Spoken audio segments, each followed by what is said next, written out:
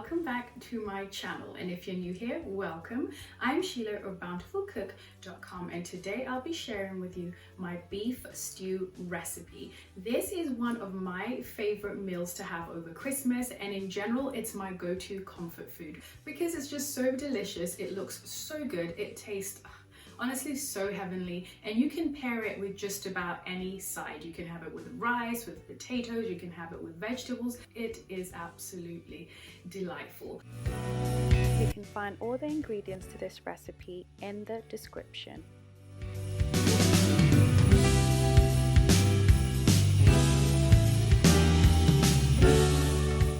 Starting with a preheated pan, you want to go ahead and add some vegetable oil.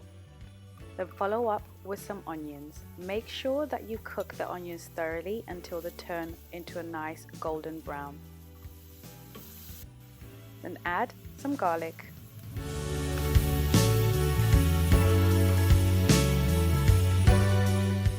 At this point, you can add the diced beef.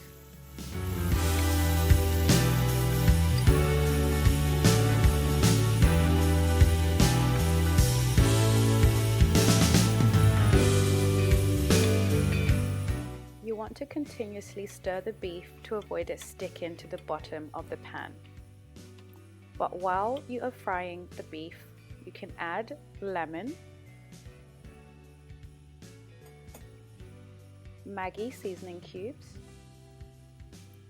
and some curry powder, and continue stirring until they have fully combined.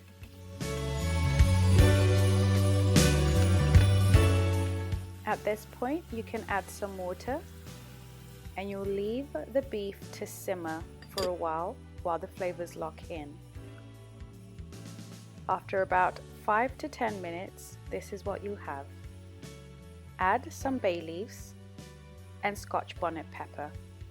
Although the Scotch Bonnet is absolutely optional, I personally love to use it in the beef stew because it just brings out flavors that are absolutely amazing.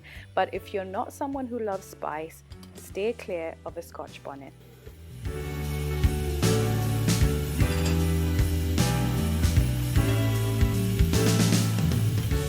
Once your beef starts to fry, I can guarantee that you will be tempted to start eating it, but it's not ready just yet.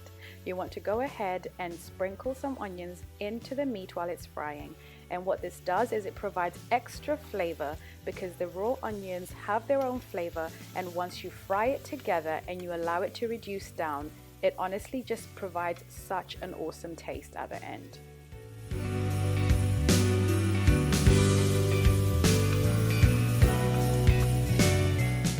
Time to add our vegetables. Go ahead and add your potatoes and make sure that you stir it in so they also start to fry along with the beef. This is very important as potatoes can take quite a while to cook, so this is a perfect time as the meat has been cooked to a halfway point.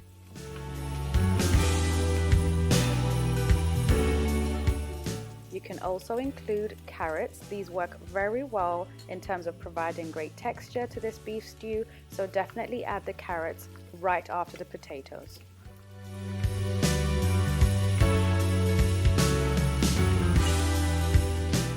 Add some black pepper, mixed herbs, and all-purpose seasoning, and stir all the way through until the potatoes, carrots, and beef have been fully coated in this tasty seasoning.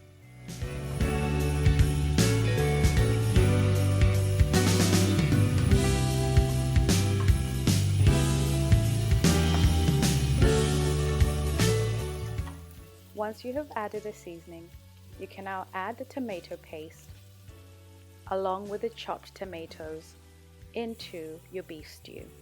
Now this is where the magic happens and you really start to see the beef stew taking shape.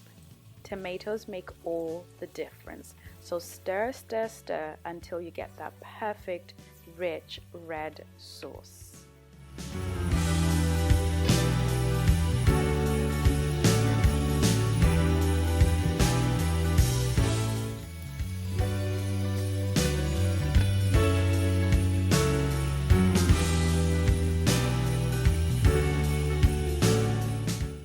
go ahead and add some water into the beef stew. What this will do is to help the stew as it's simmering down so that the potatoes, carrots and beef can also cook.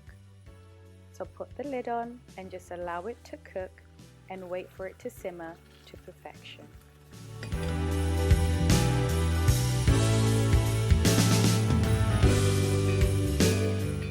As you can see, the stew has simmered to perfection, but we're not done just yet. Go ahead and sprinkle some coriander into the stew, and this honestly helps with the aroma. Coriander has a very strong yet very inviting aroma, so if you love coriander, this is a great time to be a little bit heavy-handed with it. But I can guarantee this beef stew will go down a treat.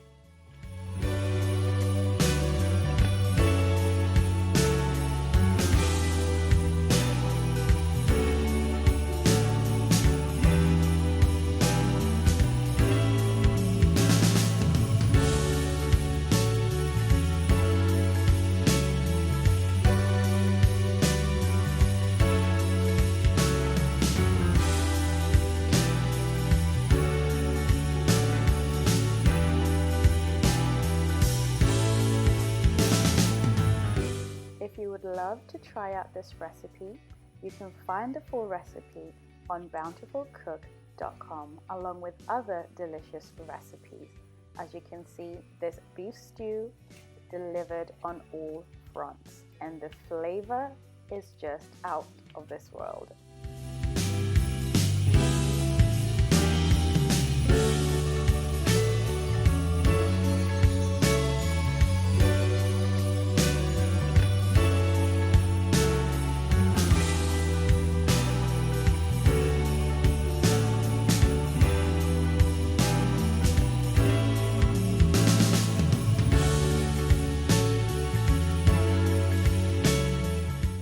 I really wish there was a way for me to share this food with you guys, because honestly, when I make some of this food, I wish that the taste could translate through the screen, but it really can't. But the only way you can actually see how good this recipe is by trying it at home. If you do, please let me know how you get on, and of course, if there are any tweaks that you make to it, let me know what you did. And as always, thank you so much for the support. Thank you for watching and also trying my recipes. I always appreciate your support. And please do not forget to like, share, and subscribe. And of course, if you'd like to stay connected and know when I post my recipes, do not forget to turn on the notification bell. And until next time, enjoy!